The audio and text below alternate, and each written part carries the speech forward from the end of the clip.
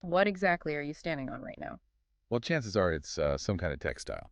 Right. A rug, a carpet, some form of fuzzy flooring. We interact with this stuff literally every single hour of the day.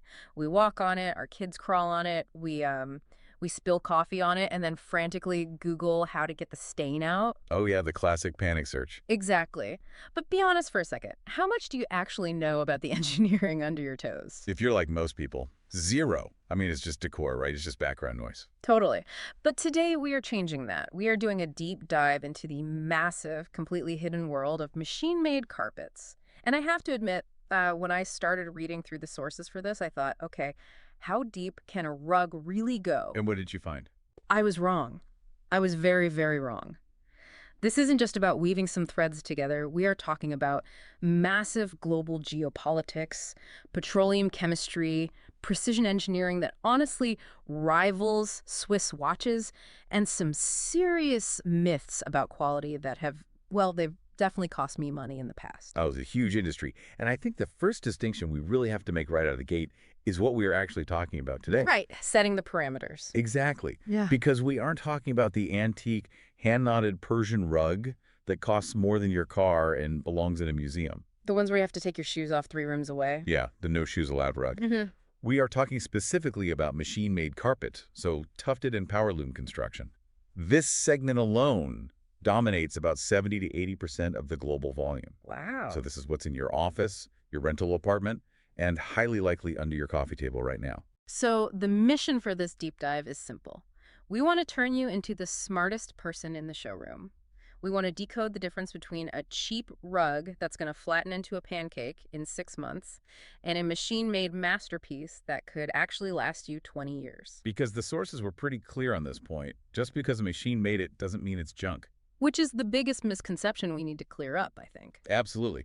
But before we get to the actual mechanics of quality, the how we really have to look at the map, the where. Because where these carpets come from tells you a lot about what they actually are.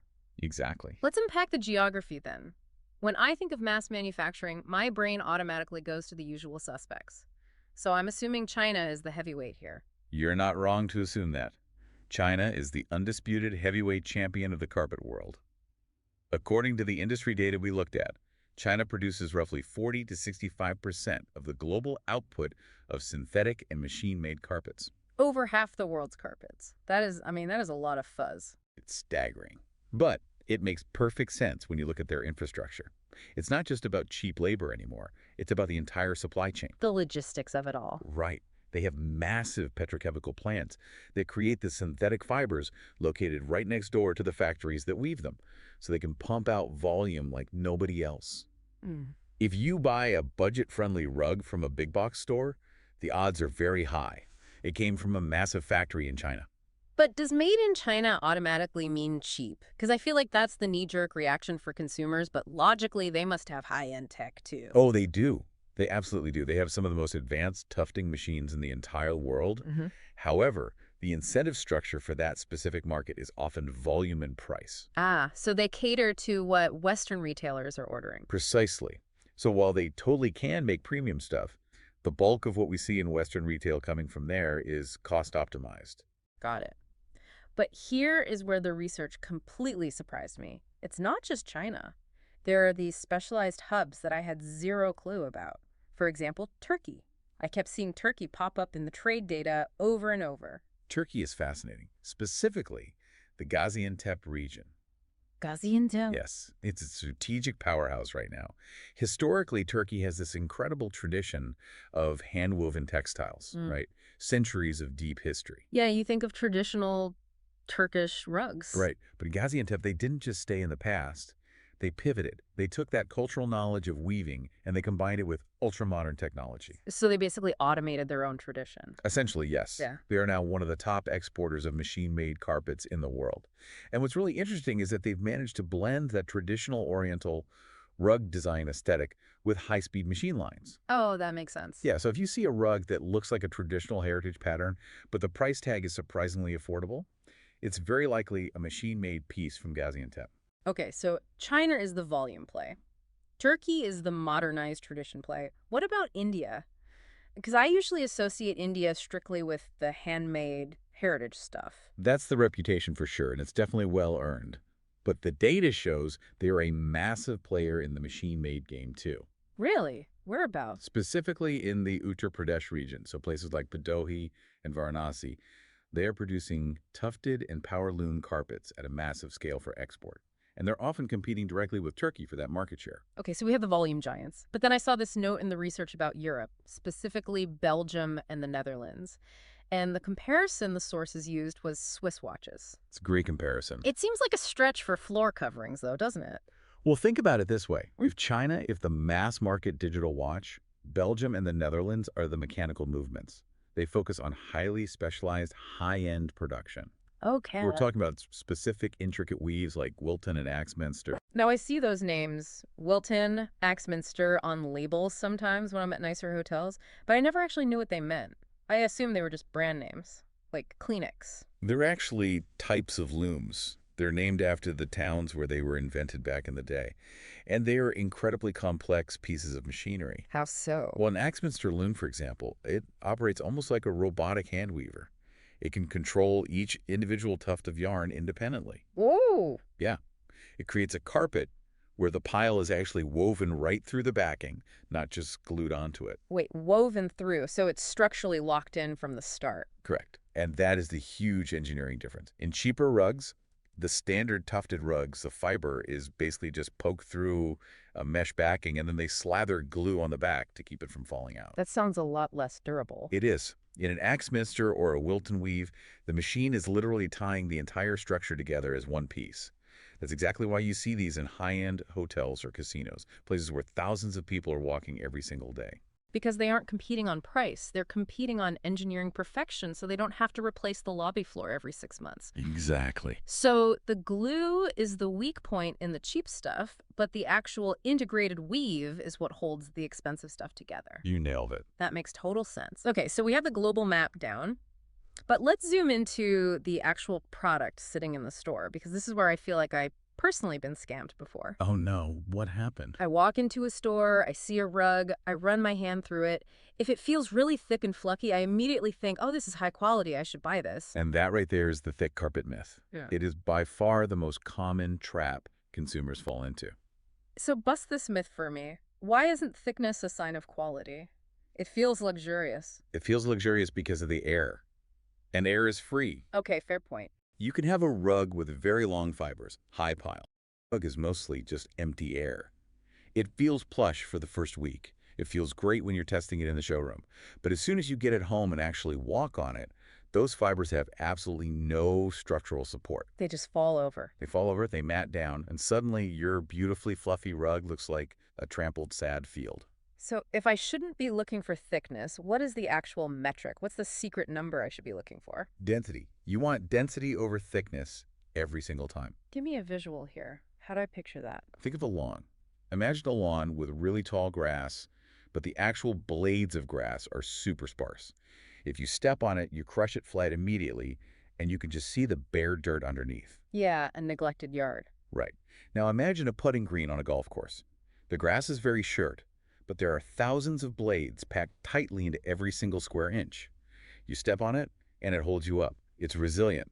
That bounce back is what you want in a carpet. The putting green versus the weeds. I really like that analogy. Is there a test for this, though? Like, if I'm standing in this store, can I actually check the density without tearing the road apart? Absolutely. There's an industry trick called the grin test. The grin test. Yeah, you take the carpet and you firmly fold it back on itself so the pile opens up toward you.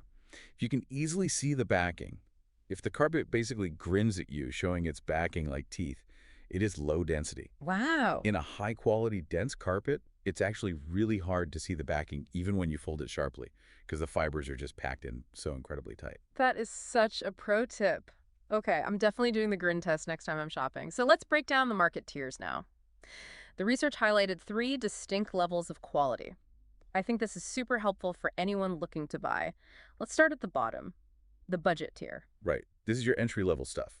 Think student housing, temporary rentals, or maybe just a rug you want for a specific patio party and then don't care about.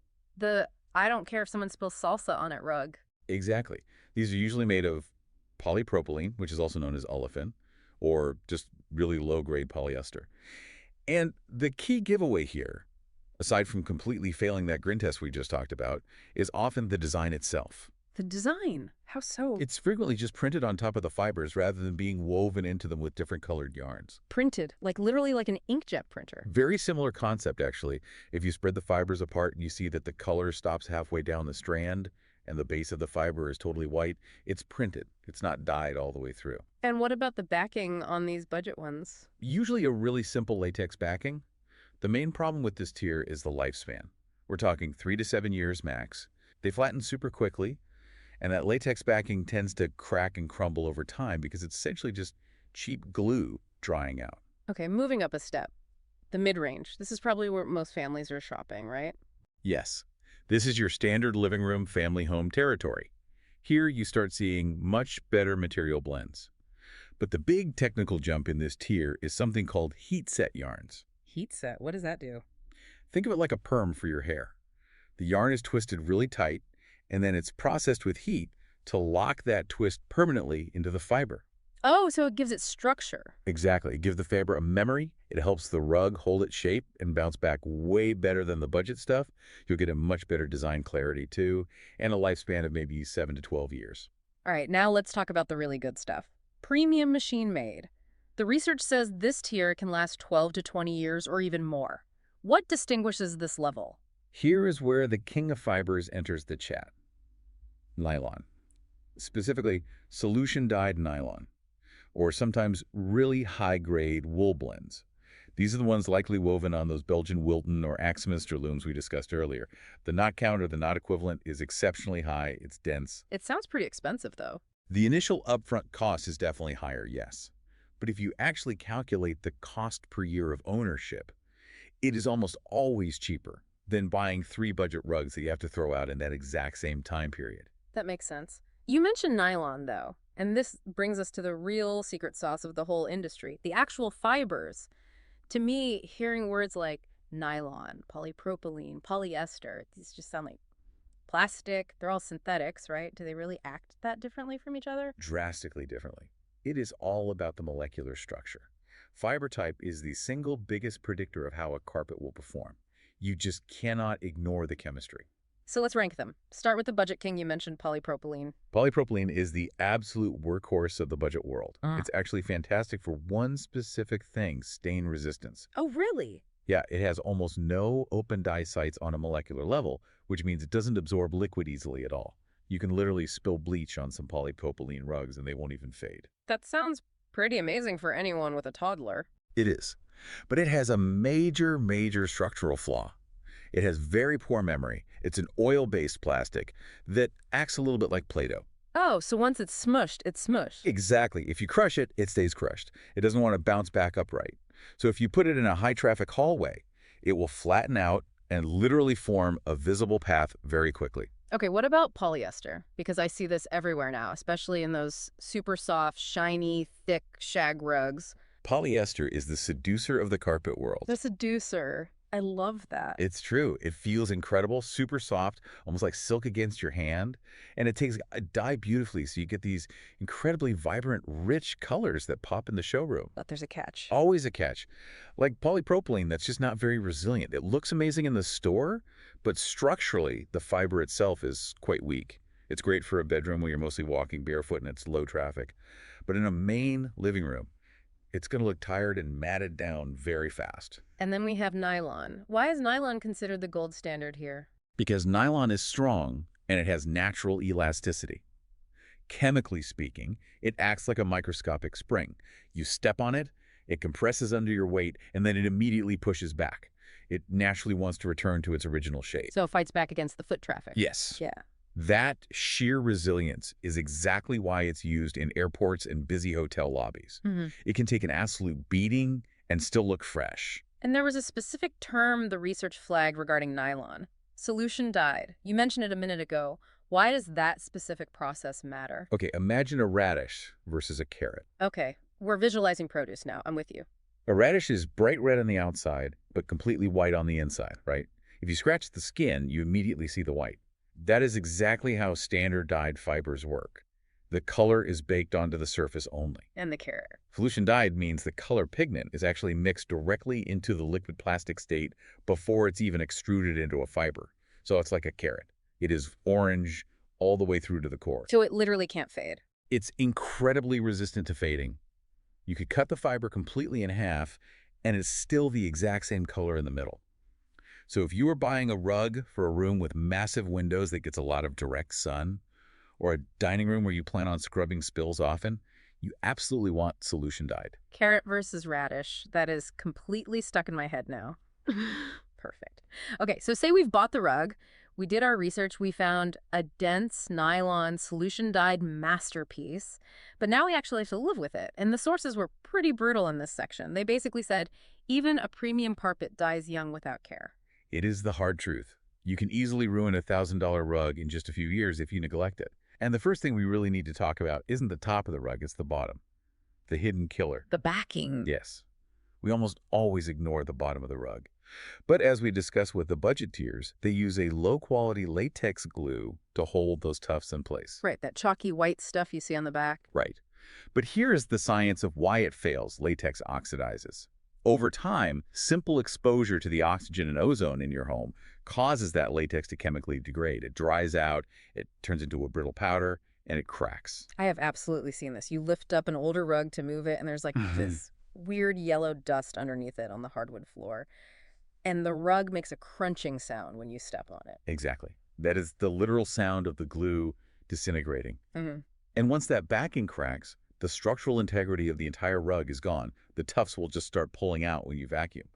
Higher-end rugs mitigate this by using complex multi-layer backing systems or that woven Axminster construction we talked about, which doesn't rely solely on cheap glues to hold itself together. What about actual cleaning, though? I feel like I vacuum sporadically. Let's call it sporadically. Is that enough? Sporadic is dangerous for a rug. Seriously? Yeah, here is the actual physics of what's happening. Dirt is sharp. Microscopic grains of sand and outdoor soil actually act like tiny razor blades. No. If that dirt sits at the base of your carpet pile, every single time you step on the rug, your body weight is grinding those tiny razor blades directly against the synthetic fibers. You are literally cutting your rug to death from the bottom up. Wow. Okay, that is a horrifying image. I am destroying my rug just by casually walking to the couch. If it's dirty, yes, you are. Regular vacuuming isn't just about hygiene or making it look nice, it's preventative maintenance. It's about removing those razor blades before they can sever the fibers. Poor maintenance can easily cut a high-quality rug's lifespan by 30 to 40%. Note taken. I will vacuum more. And one last practical tip from the notes here.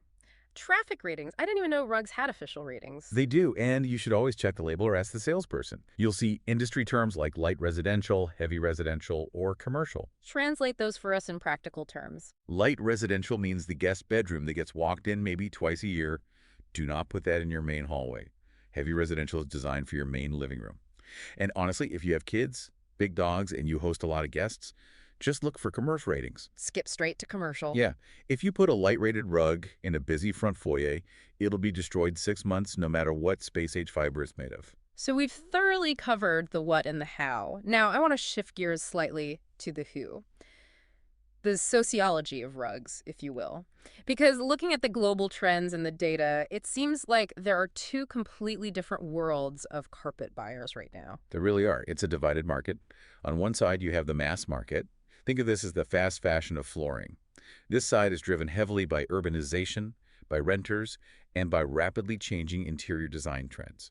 In places like the US, urban Europe, and China, carpets have largely become replaceable decor. Right.